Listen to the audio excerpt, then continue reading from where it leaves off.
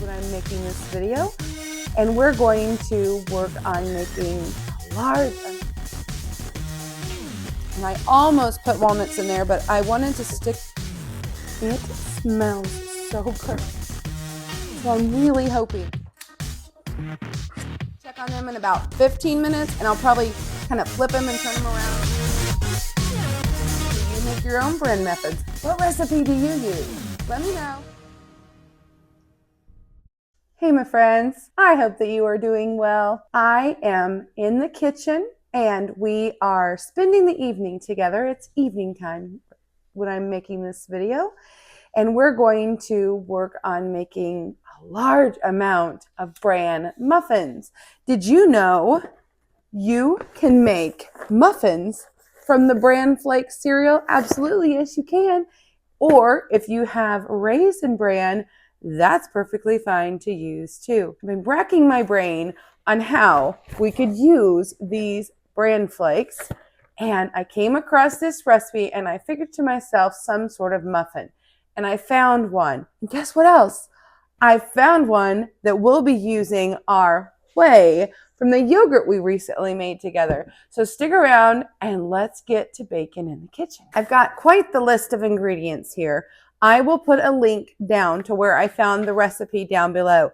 I'm altering it just a little bit. The original recipe will make 36 muffins. I'm going to go ahead and add 1/3 more of the ingredients so I can go ahead and fill out my muffin tins and make a full 48 muffins. Now, you're probably wondering, that's a lot of muffins. I'm actually taking my muffins with me tomorrow to church to share with others. However, if you want to go ahead and bake them off like I am, or if I have extras, they'll go in the freezer because they'll freeze beautifully. If you don't want to freeze them, you can actually leave the batter in the refrigerator for up to, I believe, 2 weeks and just bake off a few at a time. I went ahead and I preheated my oven to 350 degrees. Next, I want to go ahead and get my bran. I went ahead and measured it out because I was so afraid that I wasn't going to be able on camera to figure out the math of the 5.5 cups plus 1/3 of that amount. So I've got that measured out in my bowl here. And then the recipe calls for buttermilk. I don't have any buttermilk, but what I do have is this beautiful whey that we have left over from the yogurt cream cheese we made the other day. So I'm going to give this a good shake and we're going to use this as a substitute for our buttermilk. I'm going to need 4 cups for my recipe today. Oh, it smells so sweet and delicious. I love using whey in many of my recipes. Onto the bran, this will go. We need to get this to soaking. We kind of want to soften it up just a little bit. So I'm going to set this aside. We need to let this set for at least 15 minutes. Now's a good time to preheat the oven and we can go ahead. And if you have muffin liners you want to use, that's great. Or you can spray your pan. Today, I'm going to take oil and dab a little bit on paper towel and then line each of these muffin tins that way. My grandma used to always use Crisco when she would make cakes and things. You just want to make sure that you've got each little cup very well oiled so that they don't stick. Next, I'm going to skip ahead and I'm going to do some chopping of some fruit. This is totally optional. You can add raisins. Well, I have some apricots and tart cherries that need used, and they go really well together, and I thought they would give just a little extra flavor to these kind of bland Bran Muffins. I'm just going to give them a rough chop. I really think that like walnuts or pecans might be a good option too, and I almost put walnuts in there, but I wanted to stick with something without nuts because I'm serving this to a crowd and there are nut allergies out there. We can always serve those on the side. I'm just trying to get to where there aren't too many really big pieces. I've probably doubled the amount of fruit that it calls for, but I kind of think it'll be good. Next, I'm going to go ahead and start on the other part of the batter. We need to first start with our oil and eggs. The recipe calls for 1 cup, so I'm going to do 1 1/3 cup. Recipe calls for 3 eggs, so 1/3 of that is 1.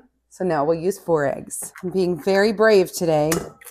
I'm cracking right into the oil, assuming that I don't lose a shell. We did it! Grab a whisk, and we're going to whisk this up. Let's go ahead and add our sugars. We'll need 1 1/3 cup of brown sugar. So again, 4 of these. 1. It's probably going to be this bag. Oh, Yeah, that's pretty close. And we need the same amount of white sugar. Half, 1 1/3. And now the vanilla. It called for, I believe, a teaspoon, but who measures vanilla? Not around here.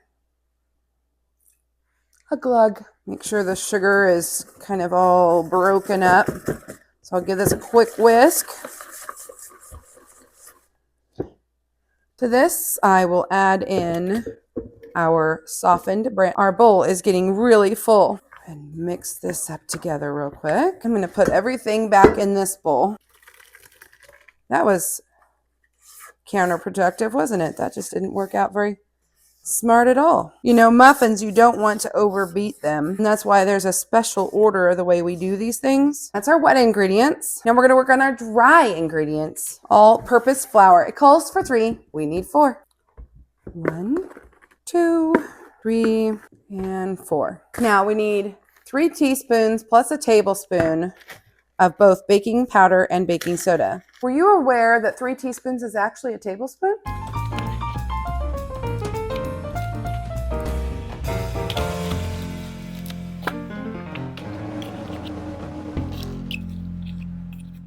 Next, we need 1 1/2 teaspoons of salt, approximately. Okay, we'll just whisk this together. And now we'll just incorporate our dry into our wet a little at a time.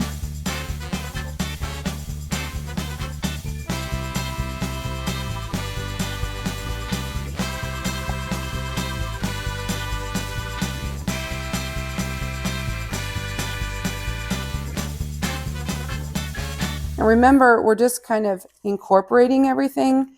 It can be a little lumpy. You kind of want it to be lumpy. If you overmix it, your muffins just don't turn out very good. We'll add in our dried fruit. They suggest 1 cup of raisins. I thought a little more fruit would be perfectly fine. So now I'm going to fold that in because we want to make sure we get a little bit of fruit in each muffin. It smells so good already, and we haven't even baked it. You guys, I almost forgot another additional ingredient. Cinnamon. I think I'll put, we're going to put about 1.5 teaspoons in this batch. Next, we just need to fill our muffin tins, about 3/4 full. I've got this medium-sized scoop that I'm going to use today.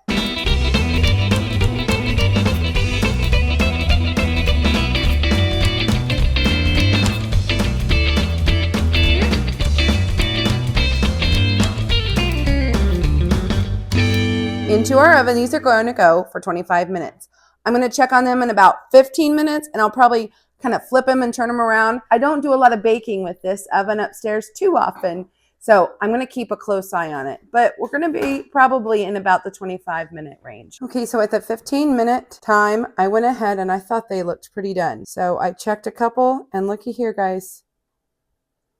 Okay, maybe not. 22 minutes. For my oven. They're done. We're going to let those cool back there on the oven for about 5 or so minutes before we move into a cooling rack. Guys, these smell so good. We're going to move them onto a cooling rack. Got myself a butter knife and a chopstick, and we'll see if we can't maybe pop one of these out of there. This is where the paper comes in handy, but looky there. We did it. Super excited about these. Now, we'll want to let them set and cool off 100% completely before we transfer them into anything to store them, to transport them. I like to just go around the muffin and pop it out if it gets a little knotty. Sometimes I'll grab my chopstick and try to convince it a little bit. They're coming out pretty good, so we must oil them. Okay. The problem is if you leave these in more than 5, possibly up to 10 minutes, they tend to want to start to stick to the pan. Thank you so much for being in the kitchen with me again today. I love it when you come along with me. Let me know. Is this a recipe that looks good to you? Do you make your own Bran Muffins? What recipe do you use? Let me know down below. And if you haven't already, I would like to invite you to be part of the Farm Wife fam. If you enjoyed this video, make sure you share it out, give it a thumbs up. And if you're not already, become a subscriber. What are you waiting for? Bye for now.